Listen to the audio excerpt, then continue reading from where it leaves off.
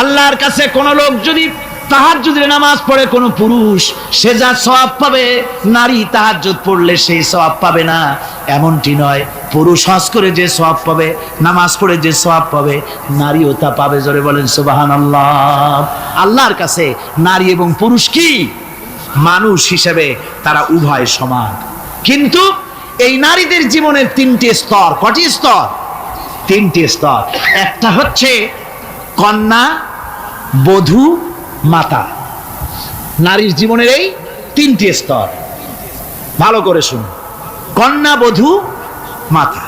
এখন কন্যা হিসাবে নারীর মর্যাদা, বধূ হিসাবে নারীর মর্যাদা, মা হিসাবে নারীর মর্যাদা। নারীকে ইসলাম কি দিল সেটা শুনুন। আল্লাহর নবী বলেছেন,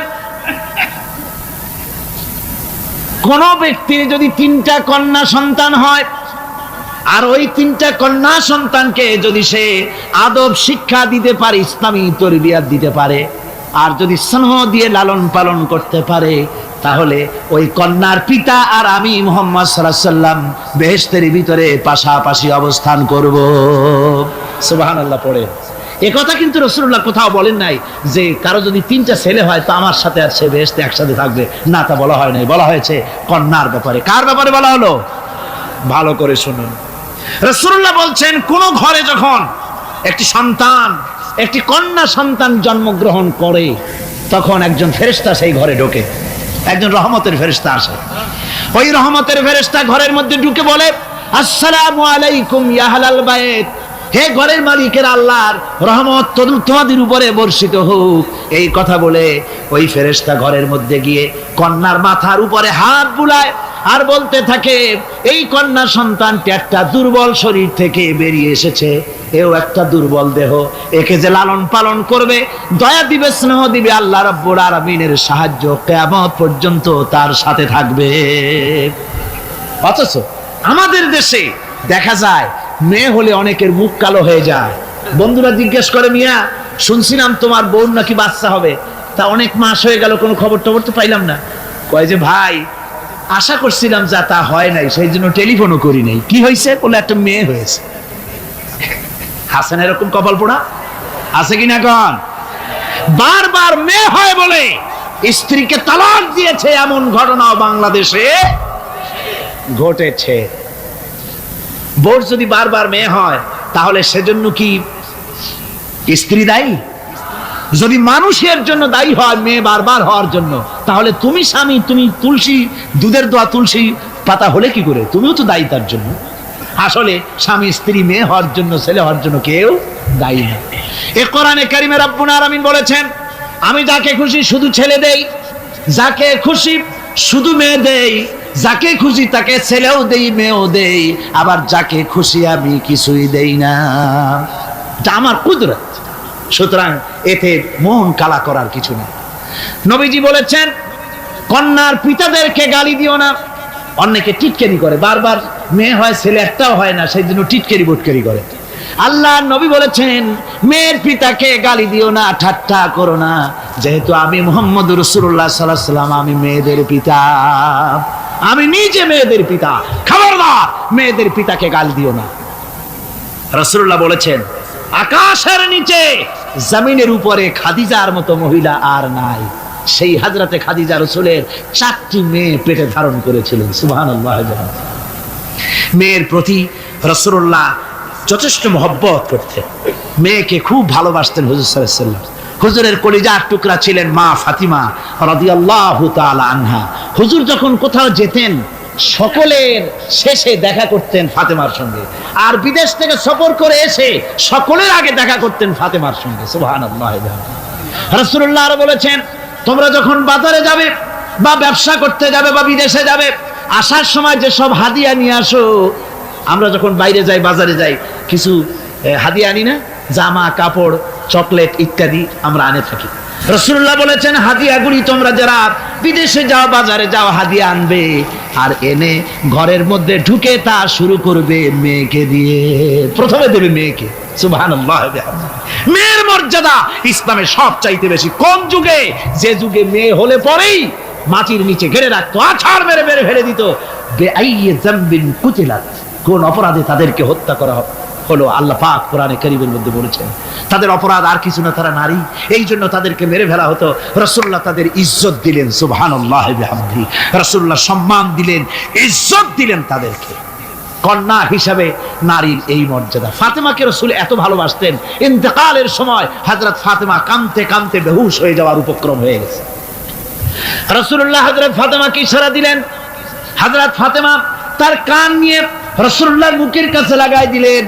আল্লাহর নবী কি যেন বললেন কানে কানে, হযরত ফাতেমার কান্না বন্ধ হয়ে গেল। হযরত আয়েশা বলেন, মা রাসূলুল্লাহ তোমার কানে কানে কি বলল আর তোমার কান্না বন্ধ হয়ে গেল? হযরত ফাতেমা বলেন, ইয়া আম্মা জান, আমার আব্বা আমার কানে কানে বলল, মা ফাতেমা তুই কাঁদিস না, তোর কান্না আমার বরদাস্ত হয় না, তোমাকে কাঁদতে হবে না।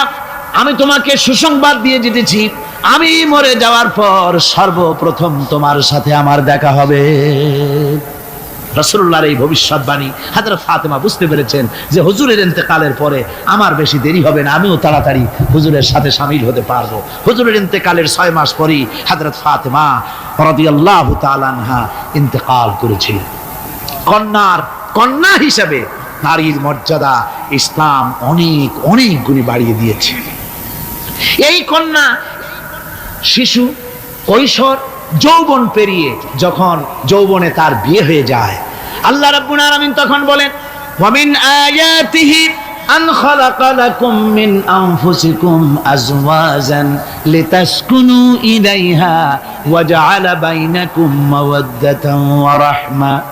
আল্লাহ পাক বলেন, আমার নিদর্শনের ভিতরে এটিও একটি নিদর্শন যে আমি তোমাদের থেকে তোমাদের জোড়া তৈরি করেছি, তোমাদের স্ত্রীদেরকে তৈরি করেছি, তোমাদের সাথে তোমাদের স্ত্রীর ভালোবাসা সৃষ্টি করেছি, মহব্বত সৃষ্টি করেছি। এই মহব্বত আমি আল্লাহ তৈরি করেছি।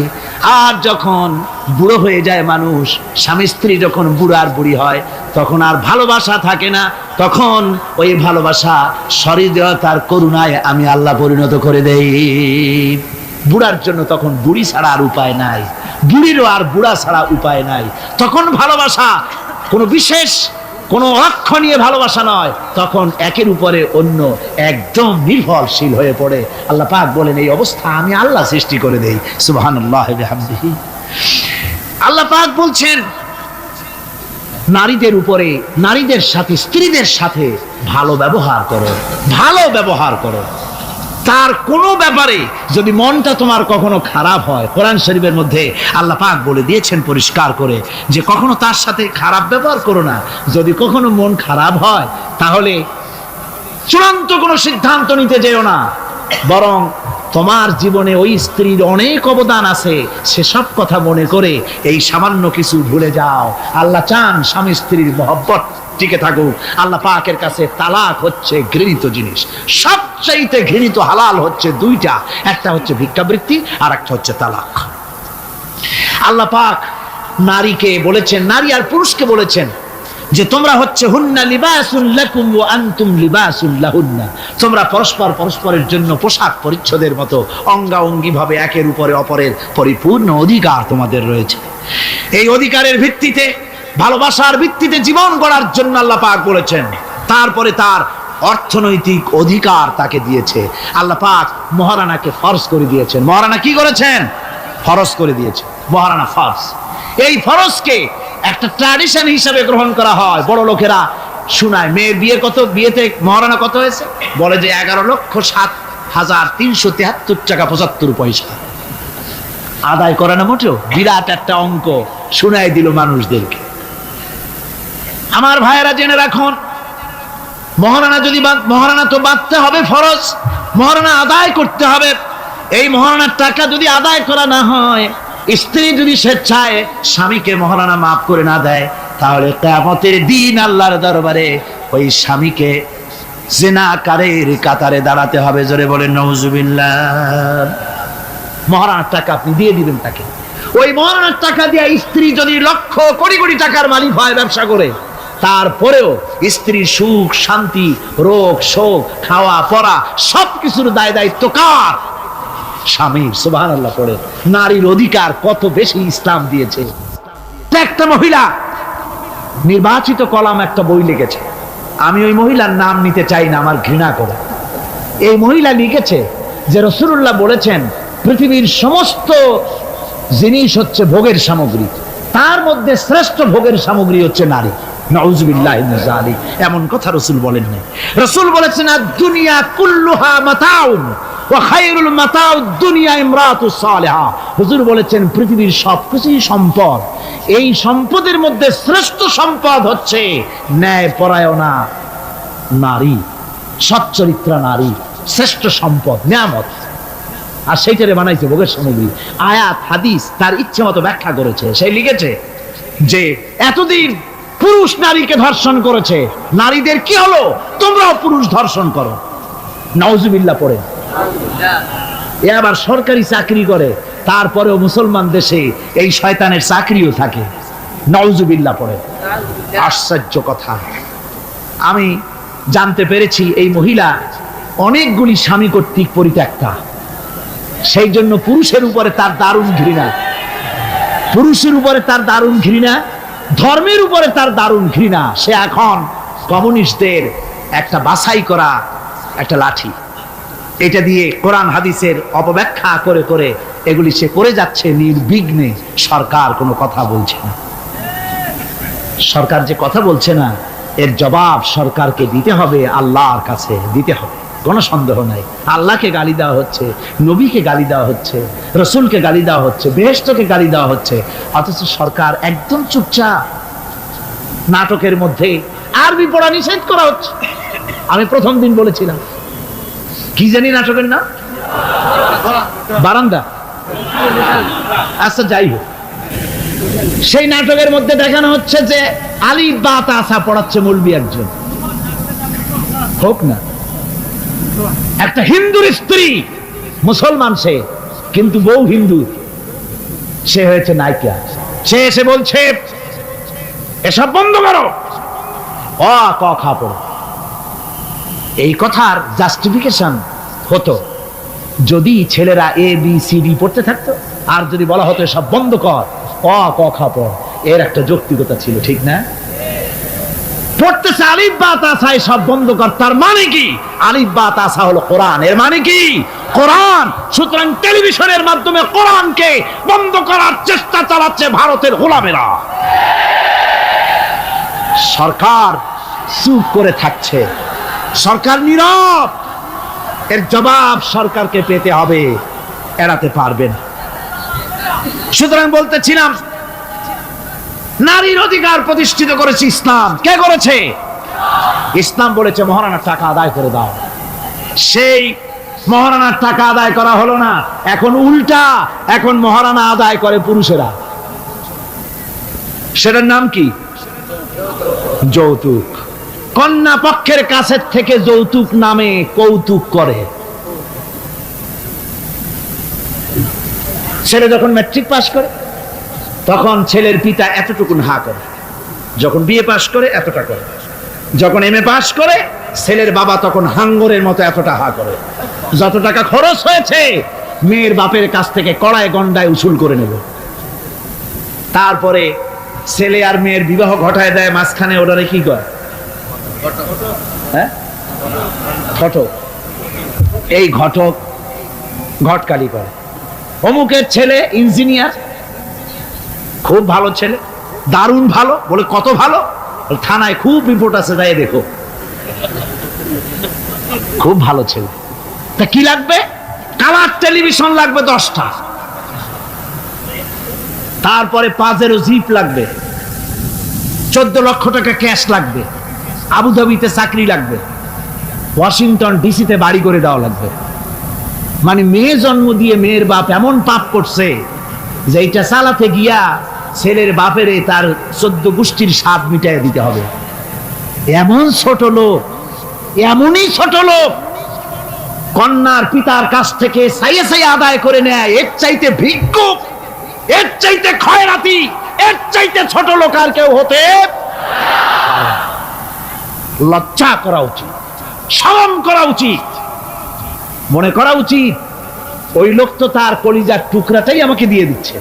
16 বছর 20 বছর লালন পালন করে কলিজার টুকরা মেয়েটাই তো আমাকে দিয়ে দিচ্ছে, আবার টেলিভিশন চাই কেন?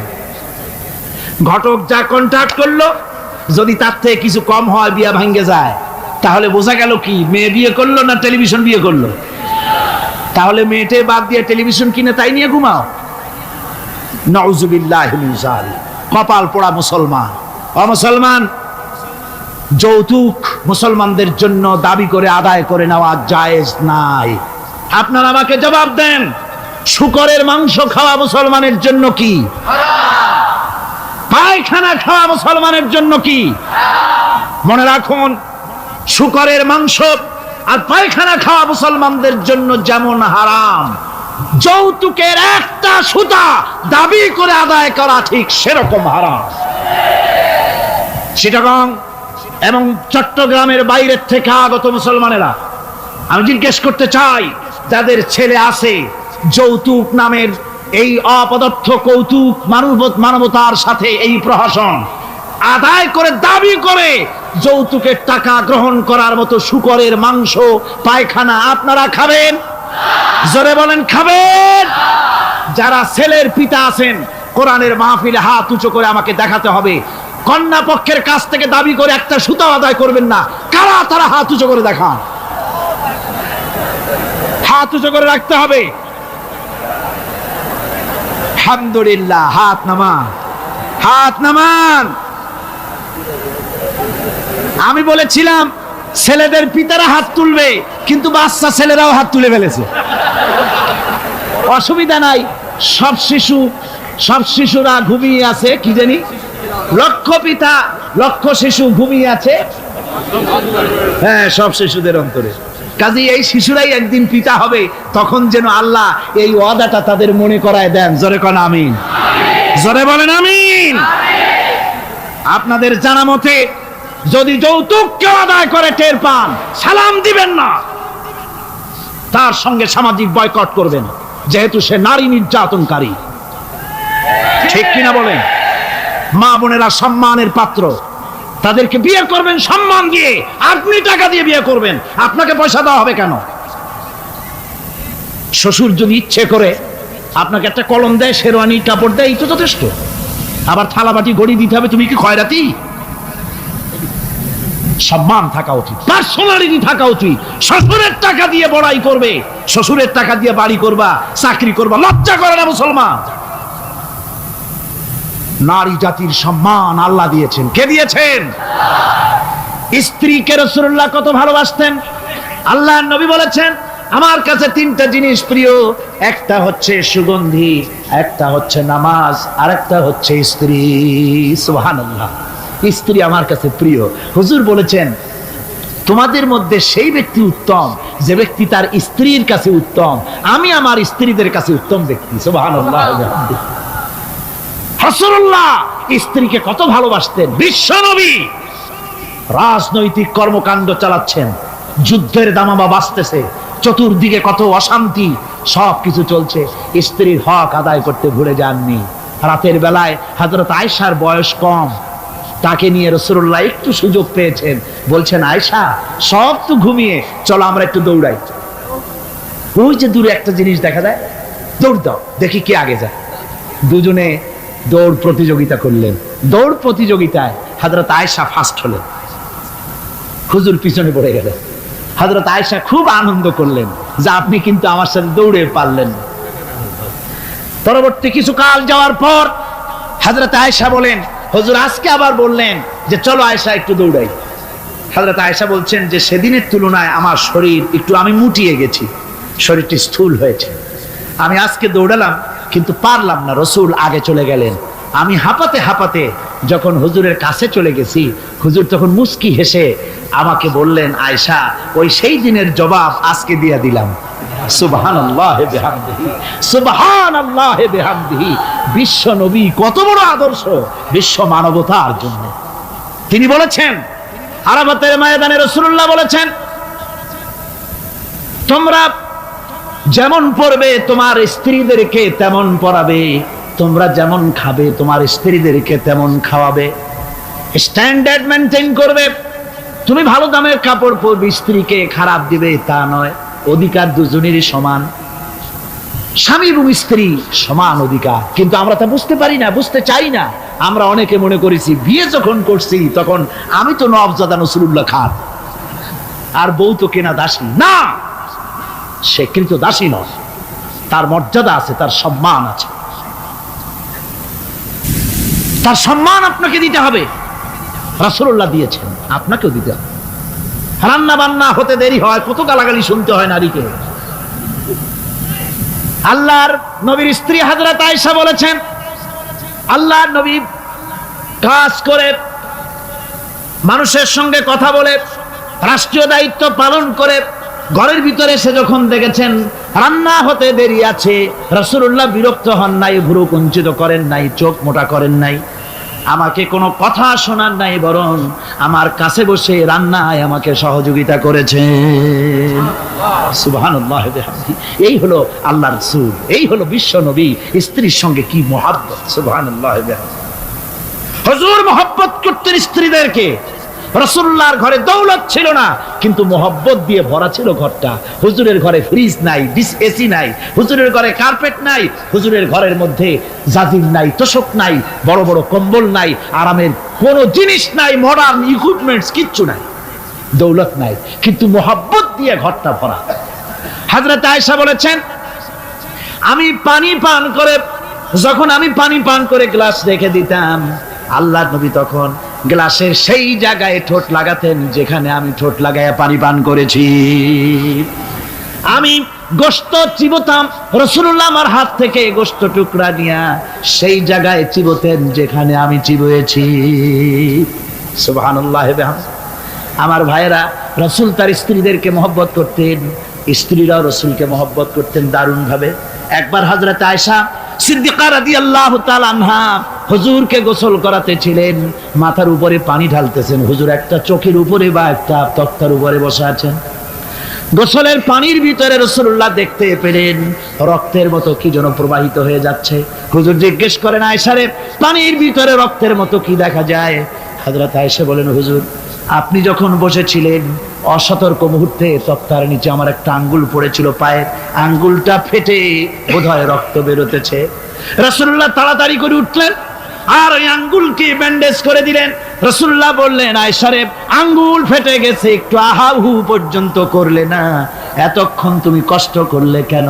হযরত আয়েশা বলেন, ইয়া রাসূলুল্লাহ, ওটা তো একটা পায়ের আঙ্গুল, আয়েশার কলিজাটা ফেটে যদি রক্ত বেরোতো রাসূলুল্লাহকে উঠতে বলতে আমি পারতাম না। কি মহব্বত রাসূলের সাথে। হযরত আয়েশা বলেন, হুজুর সাল্লাল্লাহু আলাইহি ওয়াসাল্লাম স্ত্রীদেরকে এত ভালোবাসতেন, আমাদের ঘরে গোশত টোস্ত তেমন রান্না বান্না খুব কম হতো। গোশত রান্না হবে কি, মাসের পর মাস চলে গেছে রাসূলের বাড়িতে, হুজুর স্ত্রীরা বলেছেন আমাদের ঘরে চুলে আগুন জ্বলে নাই, একটু শুকনা রুটি, একটু শুকনা খেজুর আর একটু পানি খেয়ে আমাদের জীবন চলেছে, এরকমের অবস্থা হয়েছে। তারপরে এই অবস্থা চলেছে, এর মধ্যে যদি কখনো একটু গোশত আসছে, হুজুর যখন ছাগল টাগল ইত্যাদি ছাগল দুম্বা জবাও করেছেন, এই দুম্বার গোশত নিয়ে, ছাগলের গোশত নিয়ে রাসূলুল্লাহ নিজে বেরোতেন। হযরত খাদিজার বান্ধবী কোথায় আছে খুঁজে ওই বান্ধবীর কাছে গোশত পৌঁছে দিয়ে আসতে। হযরত আয়েশা বলেন, একদিন আমার ঘুম ভেঙে গেল, দেখি হুজুর আমার কাছে নাই, গেলেন কোথায়? খুঁজতে খুঁজতে যায় দেখি মসজিদে নববীর ভিতরে হুজুর হাত তুলে বসে আছেন, মোনাজাত করতেছেন। আমি পেছনে গিয়ে হাত তুললাম, আমি শুনতে পাচ্ছি নবীজি দোয়া করছেন, রব্বুল আলামিন কিয়ামতের ময়দানে যেদিন সন্তান তার পিতাকে ভুলে যাবে, মা তার সন্তানকে হারায় ফেলবে, ওই কঠিন হাসরের ময়দানে আমি যেন আমার খাদিজাকে হারাইয়া না যাই। মুনাজাতের শেষে হযরত আয়েশা বলেন, ইয়া রাসূলুল্লাহ, খাদিজার কথা আপনার এত কেন বারবার মনে পড়ে? একটা বুড়িরে বিয়ে করেছিলেন 25 বছর বয়সের সময়, 40 বছর বুড়ি, তার কথা কেন এত মহব্বত আপনার মনে পড়ে? তার থেকে যুবতী মেয়ে, সুন্দরী মেয়েকে আপনার স্ত্রী হিসেবে আপনি পান নাই। হুজুর বলেন, আয়েশা রে, খাদিজার সম্পর্কে এমন কথা তুমি আর বলো না, তোমরা সবাই আমার সুখের দিনের স্ত্রী, আর খাদিজা আমার এমন সময় স্ত্রী ছিল যখন মক্কায় আমার আশ্রয় ছিল না, তামাম মক্কা নগরীতে আমার আশ্রয় ছিল না। খাদিজার সঞ্চিত সমস্ত ধনরাশি ইসলাম কবুল করার পর দুহাতে খাদিজা বিতরণ করে দিয়েছে। হযরত আয়েশা বলেন, হুজুর আমার গোস্তাকি মাফ করে দেন, আমি আর এরকম বলবো না, তবে খাদিজার সম্পর্কে আমার কিছু একটু শুনান। হুজুর বলেন, আয়েশা রে শোনো, গভীর রাত যত রাত হোক না কেন ইসলামের দাওয়াত দিয়ে দিয়ে গভীর রাত্রে আমি যখন বাসায় ফিরেছি, ঘরে এসেছি, দরজায় একটা মাত্র ডাক দিয়েছি, খাদিজা, অমনি দরজা খুলে গেছে। আমি জিজ্ঞেস করেছি, খাদিজা রে, যত রাত্রে আসলাম, যতবার আসলাম, একটা ডাকের বেশি লাগলো না, তুমি কি ঘুমাও না? হযরতে খাদিজা বলেছেন, ইয়া রাসূলুল্লাহ, আমার মনের ভিতরে ভয় থাকে, আল্লাহর রাসূল দ্বীনের খেদমতে বাইরে আছেন, আমি যদি আরামে বিছানায় ঘুমায় থাকি আর নবীজি দরজার কাছে দাঁড়ায় আমারে ডাকাডাকি করবেন, উঠতে যদি দেরি হয়ে যায় নবীজির সঙ্গে বেয়াদবি হয়ে যাবে, এই মনে করে আপনি না আসা পর্যন্ত দরজার সাথে পিঠ লাগাই আমি দাঁড়াইয়া দাঁড়াইয়া ঘুমাই। আমার ভাইরা, হযরতে খাদিজার ইজ্জত স্বয়ং আল্লাহ দিয়েছেন। কে দিয়েছেন? হাদিস শরীফে এসেছে, রাসূলুল্লাহ জাবালে নূরে বসা, গারে হেরার ভিতরে বসা, হযরতে জিবরাইল রাসূলুল্লাহর সঙ্গে কথা বলতেছেন। একটু পরে হযরতে জিবরাইল বলেন, ইয়া রাসূলুল্লাহ, আমি আর এখানে বসবো না, আমি এখন চলছি। আমি দেখতে পাচ্ছি খাদিজা আসতেছে আপনার জন্য খাবার নিয়ে। খাদিজা যখন আপনার কাছে পৌঁছে যাবে, আপনি খাদিজাকে শোনায় দিবেন আল্লাহ রাব্বুল আলামিন খাদিজাকে সালাম জানাইছে। সুবহানাল্লাহ। রাসূলুল্লাহর কাছে হযরতে খাদিজা যখন আসলেন, হুজুর বললেন, খাদিজা, আজকে তোমার জন্য দারুণ সুখবর। বলে কি? বলে আল্লাহ পাক, জিবরাইল কেবল উঠে গেল আমার কাছ থেকে, জিবরাইল বলে গেল আল্লাহ তোমাকে সালাম বলেছে। হযরত খাদিজা কেঁদে ফেললেন, বললেন, ইয়া রাসূলুল্লাহ, আমার নারী জন্ম সার্থক, আল্লাহ আমাকে সালাম বলেছেন, এর জবাব কেমনে দিতে হয় হুজুর আমি তো জানি না, আপনি আমার পক্ষ থেকে আল্লাহর সালাম কিভাবে দেওয়া লাগে আপনি দিয়ে দিন, আমি তো বুঝি না কেমনে আল্লাহর সালামের জবাব দেব। হুজুর বললেন, খাদিজা, শুধু আল্লাহ নয়, জিবরাইলও তোমাকে সালাম বলে গেছে। হযরতে খাদিজা বললেন, হযরত জিবরাইলকে আমার সালামের জবাবটা ওয়া আলাইকুমুস সালাম বলেন। হযরত খাদিজার এই মর্যাদা ছিল। আমার ভাইরা, রাসূল পাক সাল্লাল্লাহু আলাইহি ওয়াসাল্লাম এভাবে মহব্বত করেছেন স্ত্রীদেরকে। সুতরাং স্বামী স্ত্রীর মহব্বত আল্লাহর জান্নাতি নিয়ামত। কি নিয়ামত? যে ঘরের মধ্যে স্বামী স্ত্রীর মধ্যে মিল মহব্বত আছে, এটা বেহেশতের মতো, আর যেখানে মিল মহব্বত নাই, এটা জাহান্নামের মতো। ঠিক কি? সুতরাং মহব্বত করুন, বেশি বেশি স্যাক্রিফাইস করুন, বেশি বেশি স্যাক্রিফাইস করুন। নারীদের ব্যাপারে বলা হয়েছে, পুরুষকে বলা হয়েছে অধিকার আদায় করো, সব ব্যাপারে সমান অধিকার, কিন্তু নারীকে একটা ব্যাপারে বলা হয়েছে, নারী শোনো, পুরুষের মর্যাদা তোমার চাইতে আল্লাহ রাব্বুল আলামিন বেশি দিয়েছেন। আর রিজালু কাওয়ামুনা আলান নিসা, নারীদের উপরে পুরুষের প্রাধান্য আল্লাহ পাক দান করেছেন। একদিন একজন সাহাবী বলেছিলেন, ইয়া রাসূলুল্লাহ, জংলি উট দেখলাম আপনার পায়ের উপরে সেজদায় পড়ে গেল, আপনি যদি আমাদেরকে অনুমতি দিতেন না, আপনাকে আমরা সেজদা করতাম। আল্লাহর নবী বললেন, মানুষ মানুষকে সেজদা করা, এ পারমিশন যদি আমি দিতাম, তাহলে দুনিয়ার সমস্ত স্ত্রীদেরকে বলতাম তারা যেন তাদের স্বামীকে সেজদা দেয়। স্বামীর মর্যাদা এখানে বেশি। সুতরাং অধিকার সমান, কোনো সন্দেহ নাই, কিন্তু স্বামীর একটা আলাদা মর্যাদা আছে, সেই সম্মানও তাকে দিতে হবে। এরপরে এই সমান অধিকারের ভিত্তিতে স্বামী স্ত্রী চলতে থাকে, মাঝখানে আল্লাহ পাক তাদেরকে সন্তান দান করেন।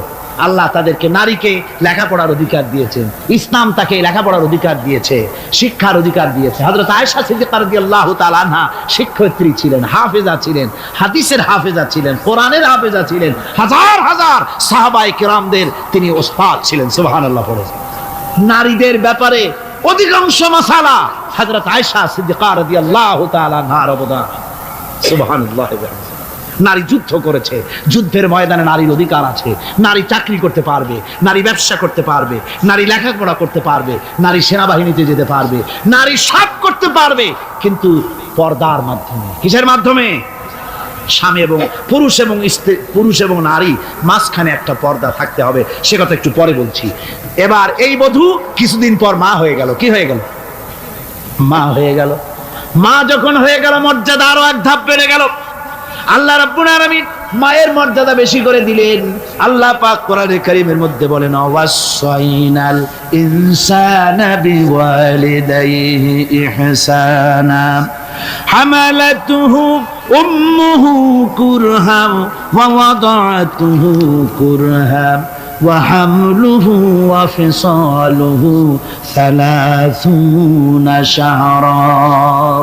আমি পৃথিবীর সমস্ত মানুষকে উপদেশ দিয়েছি, তোমরা তোমাদের মায়ের প্রতি সম্মান করো, এহসান করো।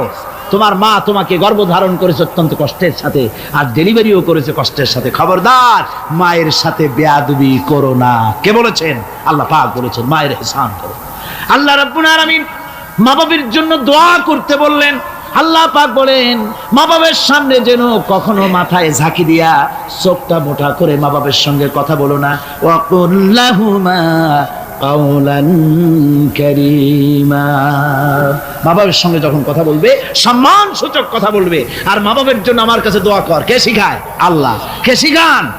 আল্লাহ বলছেন বান্দারে তোর মা বাবার জন্য আমার কাছে দোয়া করবি। রব্বিরহামহুমা কামা রাব্বায়ানি সগীরা। জোরে জোরে পড়েন রব্বিরহামহুমা কামা রাব্বায়ানি সগীরা।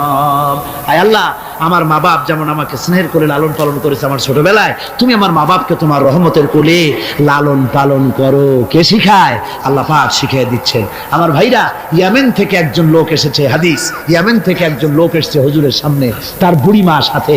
বলছে হুজুর, এই অচল বুড়িমা, হাঁটতে পারে না, চলতে পারে না, এই আমার মা। এরে ঘাড়ে করিয়া আমি ওকুফে আরাফা করেছি, একে নিয়ে মিনা মুজদালিফা করেছি, রমি করেছি, একে নিয়ে আমি সাফা মারওয়া সাই করেছি। এই মাকে ঘাড়ে করে আমি আল্লাহর ঘর তাওয়াফ করেছি। হজের সব কাজ মায়ের ঘাড়ে করে করছি। আল্লাহর নবী, আমি কি আমার মায়ের হক আদায় করতে পেরেছি?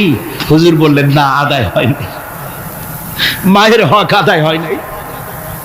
অর্থাৎ বুকের চামড়া দিয়ে মায়ের পায়ের যদি স্যান্ডেল তৈরি করে দেওয়া হয়, এক ফোঁটা দুধের হক আদায় হবে না। সেই মায়ের সঙ্গে নাফরমানি হচ্ছে, বেয়াদবি হচ্ছে, বউয়ের কথার মতো মায়ের সাথে দুর্ব্যবহার করা হচ্ছে। আমার দেশেগুলি হচ্ছে, হচ্ছে না? হচ্ছে। মা কোথায় পড়ে আছে কোনো খোঁজ নাই, খবর নাই। তার জন্য কোনো ভালো খাবার ব্যবস্থা, কাপড় চোপড় নাই। বন্ধুদের জন্য সব আছে, মায়ের জন্য নাই, বাপের জন্য নাই। মা তো বুড়ি হয়ে গেছে, এখন আর মা নাই। বাপ তো বুড়ো হয়ে গেছে, কামাই করতে পারে না, এখন আর বাপ নাই, এখন হয়ে গেছে বুড়ো। আর মা হয়েছে বুড়ি। আর আব্বা হয়েছে, যার মেয়ে বিয়ে করেছে, শ্বশুর এখন আব্বা, আর শাশুড়ি হয়েছে আম্মা। মা আর বাপ বাসি হয়ে গেছে, বাপ পড়ে গেছে। আমার বন্ধুগণ শুনে রাখুন, আল্লাহর নবী বলেছেন তিনজনের দোয়া আল্লাহর কাছে অব্যর্থভাবে কবুল হয়ে যায়। মুস্তাজাবুদ দাওয়াত তিনজন। মুসাফিরের দোয়া কবুল হয়, মজলুমের দোয়া কবুল হয়, আর মা বাপ যদি সন্তানের জন্য দোয়া করে অবশ্যই সে দোয়া আল্লাহর দরবারে মঞ্জুর হয়ে যায়। সুতরাং মা বাপের খেদমত করতে হবে, মহব্বত করতে হবে।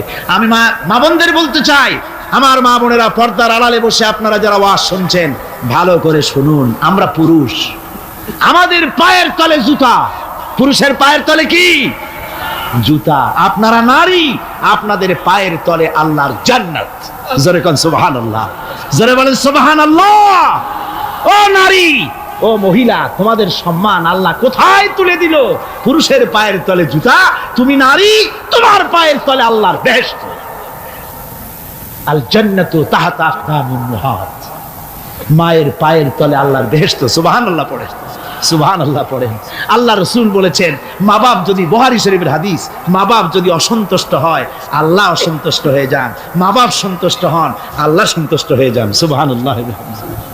আমরা বিভিন্ন জায়গায় হাদিয়া তোহফা নিয়ে যাই, যেখানে দোয়া কবুল হওয়ার সম্ভাবনা কম, 50-50, হইলেও পারে না হইলেও পারে, সেইখানে পয়সা পাতি, হাদিয়া তোহফা, নজর নিয়াজ নিয়ে যাই। আর যেখানে 100% সিউরিটি আছে সেখানে হাদিয়া তোহফা দেই না। মা বাপকে হাদিয়া তোহফা দেন। মা বাপের পায়ের উপরে চুমা খান, কিসমত পাল্টে যাবে, তকদীর পাল্টে যাবে। মা বাপকে ভালোবাসুন। সুতরাং মায়ের মহব্বত, মাকে আল্লাহ পাক এভাবে মহব্বত, তাকে সম্মান দিয়েছেন। নারী কন্যা হিসেবে, বধূ হিসেবে, মাতা হিসেবে তার মর্যাদা সবচেয়ে বেশি। এরপরে বলবো পর্দার কথা। আমার মা বোনেরা, আল্লাহ রাব্বুল আলামিন মহিলাদেরকে বলেছেন, পুরুষদেরকে বলেছেন, কুল্লিল মুমিনিনা ইয়াগুদ্দু মিন আবসারিহিম। ও নবী, মোমেন পুরুষদেরকে বলে দেন তারা যেন তাদের চক্ষুকে পরনারী থেকে নিম্নগামী রাখে। আর মহিলাদেরকে বলা হয়েছে কুল্লিল মুমিনাতি ইয়াগুদুনা মিন আবসারিহিন্না। ও মুমিনা মহিলারা, তোমরা যেন তোমাদের চক্ষুকে পর পুরুষ থেকে যেন নিম্নগামী রাখো। এটা আল্লাহর হুকুম। কার হুকুম? আল্লাহর হুকুম। পর্দায় থাকতে আল্লাহ বলেছেন, আল্লাহ পাক বলেছেন ওয়াকারনা ফি বুয়ুতিকুন্না ওয়ালা তাবাররাজনা তাবাররুজাল জাহিলিয়াতুল উলা। খবরদার, তোমরা জাহালাতের যুগের মতো ঠাক ঠমক নিয়ে চলাফেরা করো না, তোমরা মানুষকে তোমাদের সৌন্দর্য বিকশিত করে দেখায়ও না।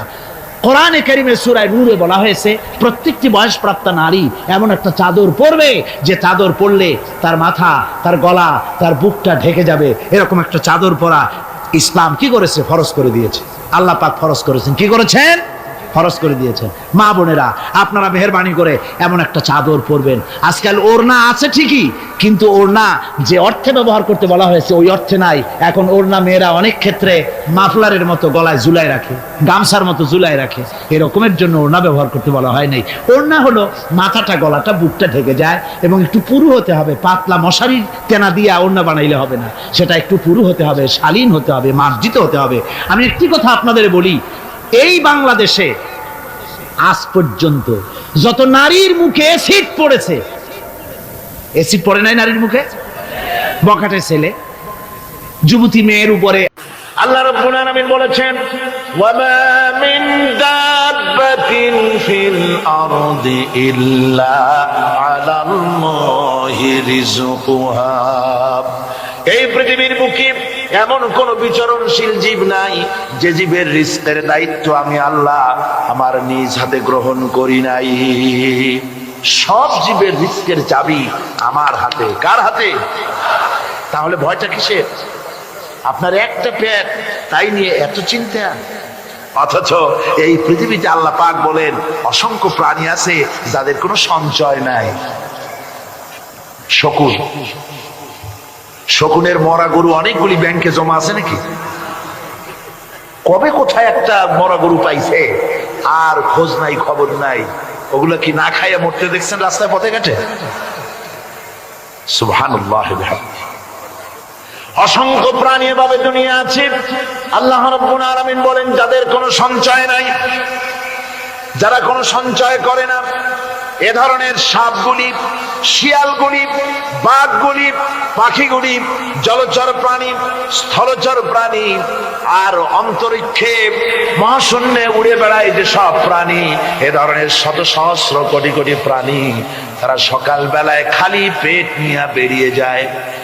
খালি পেট নিয়ে সকাল বেলায় বেরিয়ে গেল, আবার সন্ধ্যায় যখন বাসায় ফেরে সমস্ত প্রাণীগুলির পেট আল্লাহ রাব্বুল আলামিন ভরে দেন। সুবহানাল্লাহ। একটা প্রাণীও খালি পেটে বাড়ি ফেরে না। সুবহানাল্লাহ, সুবহানাল্লাহ। অথচ তাদের কিন্তু জন্ম নিয়ন্ত্রণের ব্যবস্থাও নাই।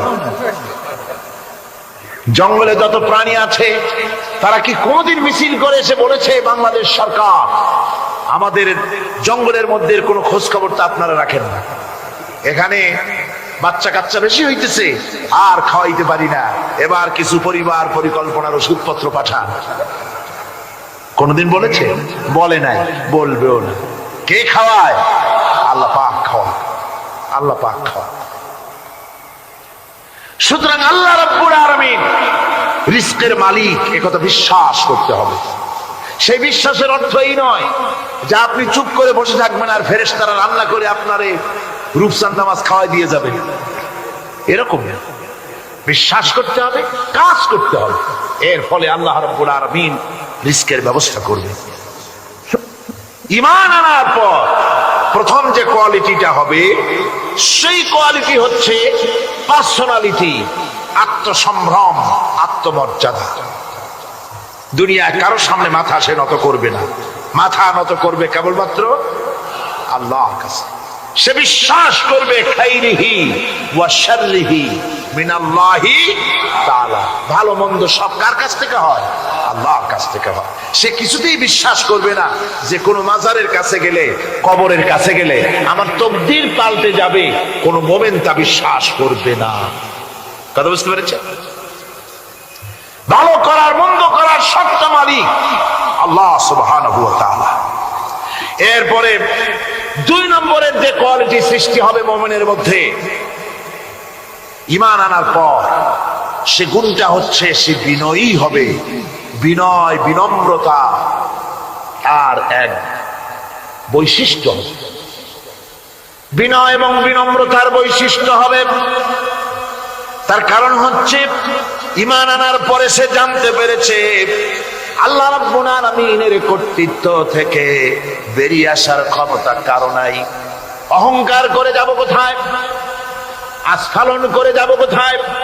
আল্লাহর রাজত্বের বাইরে, আল্লাহর ক্ষমতার বাইরে যাওয়ার ক্ষমতা তো কারোই নাই। সুতরাং অহংকার তার মধ্যে জায়গা পাবে না। আল্লাহ পাক দুনিয়ার সমস্ত মানুষের জিনকে পরিষ্কার করে বলেছেন, ইয়া মাশারাল জিন্নি ওয়াল ইনস ইন ইসতাতা'তুম আন তানফুযু মিন আকতারিস সামাওয়াতি ওয়াল আরদ فانفذوا لا تنفذون إلا بسلطان। হে পৃথিবীর মানুষেরা আর জেনেরা, যদি সম্ভব হয় আমার আকাশের নিচের থেকে জমিনের উপর থেকে বেরিয়ে যাও।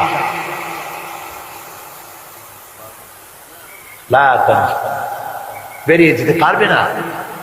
আমি আকাশ এবং জমিন থেকে যদি সম্ভব করতে পারো বেরিয়ে যা। আর যদি কোনো আকাশ থাকে তার নিচে যা, আর যদি কোনো জমিন থাকে তার উপরে যাও। এমন দেশ যদি পাও যেখানে আমার আলো ছাড়া কোনো আলো আছে, আমার বাতাস ছাড়া কোনো বাতাস আছে, আমার চাঁদ সূর্য ছাড়া কোনো চাঁদ সূর্য আছে, যাও সেখানে।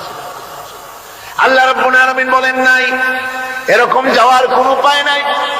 আমি আল্লাহ রাব্বুল আলামিন আকাশ আর জমিন দিয়ে প্যাকেট করে রেখেছি, আটকায় রেখেছি। আমার রাজত্ব থেকে, আমার ক্ষমতা থেকে, আমার কর্তৃত্ব থেকে বেরিয়ে যাওয়ার ক্ষমতা কোনো মানুষের নাই, কোনো জিনের নাই, কোনো প্রাণীর নাই। সুবহানাল্লাহ। মানুষ হচ্ছে অহংকার কিসের হবে? তোমরা হচ্ছ ফকির। আল্লাহ পাক বলছেন ওয়াল্লাহুল গনিয়্যু ওয়া আনতুমুল ফুকারা। আল্লাহ হচ্ছেন গনি। আল্লাহ কি? গনি, বেনিয়াজ, বেপরোয়া। ফাআলুন বিমা ইউরিদ, যা খুশি তাই করে, কারো মুখাপেক্ষী তিনি নন। কোরআনে কারীমে রব্বুল আলামিন বলেছেন, নবী আপনি আমার ব্যাপারে, আমার গুণাবলীর ব্যাপারে বলুন। কুল হুয়াল্লাহু আহাদ। পড়েন সবাই, কুল হুয়াল্লাহু আহাদ আল্লাহুস সামাদ লাম ইয়ালিদ ওয়া লাম ইউলাদ ওয়া লাম ইয়াকুল লাহু কুফুয়ান আহাদ।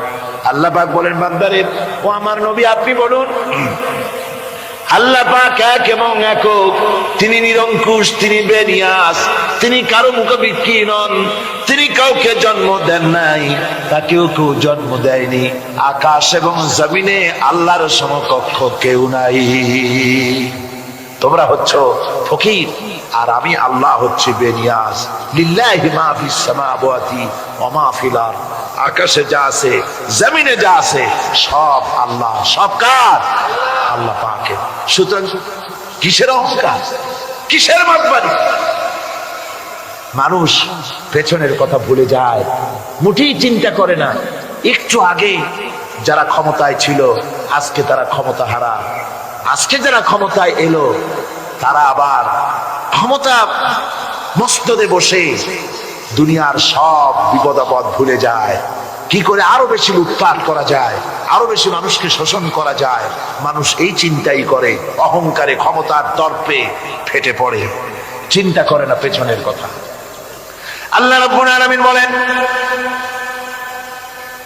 যারা নাকি মুমিন বান্দাদের বিনয় এবং বিনম্রতা তাদের মধ্যে সৃষ্টি হয়ে যাবে, তার কারণ হলো আল্লাহ পাক বলেছেন, ওয়ালা তামশি ফিল আরদি মারহান ইন্নাকা লান তাখরিকাল আরদা ওয়া লান তাবলুগাল জিবালা তুলা।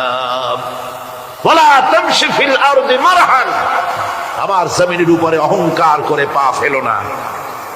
তুমি কি পারবে অহংকার করে আমার জমিনটাকে ফাটাই দিতে? কি বলেন, পারা যাবে? অহংকার করে জমিনের উপরে লাথি মারেন জোরে, জমিন ফাটবে? ফাটবে না, আপনার পা ছিঁড়ে যাবে। আপনি কি পারবেন অহংকার করে পাহাড়ের উচ্চতা লাফ দিয়ে ছাড়াই যেতে পারবেন? তাও পারবেন। সুতরাং আল্লাহ পাকের উপরে ঈমান আনলে পরে তাদের মাথা এভাবে নত হয়ে যায়, অহংকার তাদের মধ্যে জায়গা পায় না। অহংকার কিসের? কিসের অহংকার তোমার? মানুষ তার জন্মের কথা, কোরআনে কারীম বলে মানুষ কি তার জন্মের কথা স্মরণ করে না? তোমার তো এমন অবস্থা ছিল, দুনিয়ায় উল্লেখযোগ্য বিষয়বস্তু হিসাবে তুমি পরিগণিত ছিলে না। তুমি হচ্ছ, তোমার জন্মের উৎস কথা হচ্ছে এক ফোঁটা নাপাক পানি, এমন নাপাক পানি যা শরীর থেকে নির্গত হলে পরে গোসল করা ওয়াজিব হয়ে যায়। এমন এক ফোঁটা নাপাক পানি যার জন্মের উৎস, তার আবার অহংকার কিসের? পৃথিবীতে অহংকার যারাই করলো আল্লাহ পাক তাদেরকে ভালো করে দেখায় দিলেন। নমরুদকে দেখাইছেন, ফেরাউনকে দেখাইছেন, যুগের ছোট ছোট নমরুদ ফেরাউন যেখানে যেখানে খুঁজে খুঁজে ফেরাউন হয়েছে আল্লাহ সকলকেই দেখিয়ে দিয়েছেন, দেন নাই? দেখিয়ে দিয়েছেন। সুতরাং মাথা নিচু করে চলতে হবে, বিদ্যার বড়াই করা চলবে না। কত লেখাপড়া করেছো তুমি? এমএ পাস করেছো, তাতে কি হয়েছে? সবে মাত্র বর্ণবোধ পড়েছো, জ্ঞানের রাজ্যে পা ঢুকিয়েছো, এখনো কিছু শেখনি। টাইটেল পাস করেছো তো কি হয়েছে? কদ্দুর শিখেছো। নিউটনের মতো মানুষ মৃত্যুর সময় বললেন, জ্ঞান সমুদ্রের বেলাভূমিতে দাঁড়িয়ে সামান্য বালু কণা নিয়ে নাড়াচাড়া করলাম, অথই সমুদ্রের কিছুই দেখতে পারলাম না। শেখ সাবির রহমতুল্লাহ আলাইহি ইন্তেকালের সময় বলেছেন, মালুম শোধ কি হিচ মালুম না শোধ, সারা জীবন সাধনা করে বুঝিলাম ইহা যে কিছুই বুঝিলাম না। এগুলি হচ্ছে জ্ঞানীদের কথা। আর কোন রকম ইউনিভার্সিটির বারান্দা দিয়ে 3-4 দিন হাঁটছে, কয় যে সব বুঝি। কি বুঝছো? There is no God. স্রষ্টা বলতে কেউ নেই। পাগল কি এর কাছে ধরে মিয়া? সুতরাং বিদ্যার বড়াই চলবে না, স্বাস্থ্যের বড়াই চলবে না, অর্থের বড়াই চলবে না। অর্থের বড়াই করবে, কত অর্থ তোমার হয়েছে? আল্লাহ যদি ইচ্ছে করেন ব্রেনের মধ্যে, মগজের মধ্যে এমন টিউমার করে দিবেন, মগজের মধ্যে এমন ক্যান্সার করে দেবেন, হার্টের ভিতরে এমন ক্যান্সার লাগায় দিবেন, 14 গোষ্ঠী বিক্রি করলে ঔষধের পয়সা হবে না। পারবে কিনা আল্লাহ করে? জোরে বলবেন পারবেন কিনা? এমন বহুত অসুখ আছে ডাক্তাররা বোঝেই না ঔষধ দেবে কি, কি রোগ ডাক্তাররাই বোঝেন। এগুলি ইংল্যান্ড এবং আমেরিকায় যখন যাই, সেখানে বহুত লোক দোয়া নিতে আসে, কয় যে হুজুর দোয়া করেন, দীর্ঘদিন পর্যন্ত রোগে ভুগতেছি। কি রোগ? অমুক রোগ। তাই এখানে এত মডার্ন মেডিকেল সায়েন্স এত উন্নত হয়েছে, ডাক্তাররা কি কয়? কয় ডাক্তাররা ব্লাড, স্টুল, ইউরিন, কুশিশুদ্ধা টেস্ট করিয়া কয় যে বুঝি না কি হয়েছে। সুতরাং মুমিন বান্দা যারা আল্লাহর দ্বীনকে কবুল করবে, কালেমা পড়বে, তার অন্যতম একটি কোয়ালিটি হচ্ছে সে বিনয়ী, বিনম্র হবে। সুবহানাল্লাহ পড়ে। অহংকার তার মধ্যে জায়গা পাবে না। হাদিসে কুদসির ভিতরে এসেছে, আল্লাহ পাক বলেন, অহংকার হচ্ছে আমার ইজার, আমার চাদর স্বরূপ। যে ব্যক্তি অহংকার করে সেজন্য আমি আল্লাহ চাদর নিয়ে টানাটানি করে। নাউযুবিল্লাহি মিন যালিক। এরপরে মুমিন ব্যক্তি কলেমা পড়ার পর, ঈমান আনার পরে যে কোয়ালিটি হওয়া উচিত, আল্লাহর পরে ঈমান আনলে পরে যে কোয়ালিটি হওয়া দরকার, সেটা হচ্ছে তার মধ্যে বীরত্ব এবং নির্ভীকতা আসবে। সে ব্যক্তি নির্ভীক হবে, মৃত্যুর ভয় পাবে না, মৃত্যুর ভয় পাবে না। তার কারণ হলো মুমিন ব্যক্তি ঈমান আনার পরে জানতে পেরেছে যে মৃত্যু থেকে পালাবার উপায় কোনো প্রাণীর নাই। আছে নাকি? মৃত্যু থেকে পালানো যাবে? মৃত্যু থেকে পালানো যাবে না। মুমিন এই জন্য ভয় পাবে না। এই জন্য মুমিন জীবনে একবার মরে। মুমিন সবসময় বীর পুরুষ হয়। মুমিন কি হয়? আর মুনাফিক হয় কি? কাপুরুষ। মুমিন মরে জীবনে একবার, আর মুনাফিক মরে জীবনে কয়েকবার। সাইকেলের টায়ার বাস্ট হলে শীতই পড়ে ভয় ছোটে, ট্রাকের টায়ার বাস্ট হলে তো হুশই থাকে না। আর কোথাও বোমা পড়লে এমনি তার রূহ উড়ে যায়। এই হলো দুর্বল ইমানের লক্ষণ, মুনাফিক। আর মুমিন ব্যক্তি এগুলি ভয় পায় না। তার কারণ হচ্ছে কোরআনে কারীম বলেছে, কুল ইন্নাল মাউতাল্লাযী তাফিররুনা মিনহু ফাইন্নাহু মুলাকীকুম। বলো, মৃত্যুর থেকে পালাবার কোনো উপায় নাই। যেখানেই যাও না কেন মৃত্যু তোমাকে ধরবেই। তোমাকে যেখানেই যাও তুমি, মৃত্যু তোমাকে খুঁজে বের করবেই। মরণ থেকে পালাও তুমি, মরণ তোমায় লইবি ঘিরি। যদিও সুদূর আকাশ পানে, লুকাও সেথায় লাগিয়ে সিঁড়ি। এ মহারোগের চিকিৎসক নাই, নাই সে ঔষধ জগতে। খুঁজিয়া কাতর হইলে কি হবে, পারিবে না তারে ফিরাতে। যেখানেই যাও পালাবার উপায় নাই, মৃত্যু তোমাকে ধরবেই। এই মৃত্যুর কাছ থেকে পালাবার পথ যখন নাই, তখন ক্ষণস্থায়ী জীবনের মায়া করে হকের রাস্তা থেকে বিরত থাকার কোনো অর্থ হয় না। বরং এই রাস্তায় যদি জীবন দেওয়া যায়, সে জীবন, সে মৃত্যু নয়, সেটার নাম জীবন। সেটার নাম কি? জীবন। আরে জীবন তো আল্লাহ কিনে নিয়েছেন। আমাদের জীবন কে কিনে নিয়েছেন? আল্লাহ রাব্বুল আলামিন বলেছেন, ইন্নাল্লাহা আশতারা মিনাল মুমিনিনা আনফুসাহুম ওয়া আমওয়ালাহুম বিআন্না লাহুমুল জান্নাহ। আল্লাহ পাক বলেন, আমি আমার মুমিনের জান এবং মালকে খরিদ করে নিয়েছি, বিনিময় আমার মুমিনকে আমার জান্নাত দান করে দিয়েছি। মুমিনের মালটাও আমার, জানটাও আমার। তো আসলে জান আর মাল কার? আল্লাহ পাকের। তো আল্লাহ কিনে, ইচ্ছেটা কিনেছেন, আমাদের ইচ্ছেটা। আমরা আমাদের ইচ্ছে মতো আমাদের মাল খরচ করতে পারবো না, আমাদের ইচ্ছে মতো জান খরচ করতে পারবো না। মাল আর জান সবটাই খরচ হবে আল্লাহর জন্য। কার জন্য?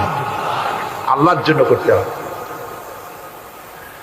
আপনাকে আল্লাহ টাকা দিয়েছেন, কড়ি দিয়েছেন, এই ধন সম্পদ যে কোনো দলের লোক এসে চাঁদা চাইলেই আপনি দিতে পারবেন না, যেহেতু কিয়ামতের দিন আল্লাহর দরবারে জবাবদিহি করতে হবে। পয়সা আল্লাহ দিয়েছিলেন, ওই পয়সা দিয়া ধর্মনিরপেক্ষবাদীদেরকে টাকা দিয়া সহযোগিতা করেছেন, সমাজতন্ত্রীদেরকে টাকা দিয়ে সহযোগিতা করেছেন, পুঁজিবাদীদেরকে টাকা দিয়ে সহযোগিতা করেছেন, আল্লাহর দ্বীনের সঙ্গে নাফরমানি যারা করে পয়সা দিয়ে সহযোগিতা করেছেন।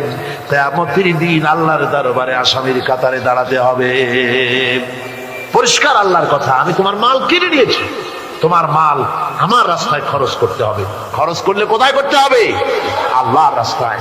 আপনার নিজের ইচ্ছে মতো আপনি করতে পারবেন না।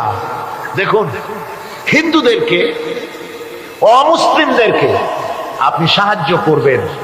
যদি কোনো অমুসলিম তার মেয়েকে বিবাহ দিতে পারে না টাকার অভাবে, আপনি সাহায্য করবেন, জায়েজ আছে, সওয়াব হবে। একটা অমুসলিম তার সন্তানকে পড়াশোনার খরচ চালাতে পারছে না, আপনি সাহায্য করুন, জায়েজ আছে।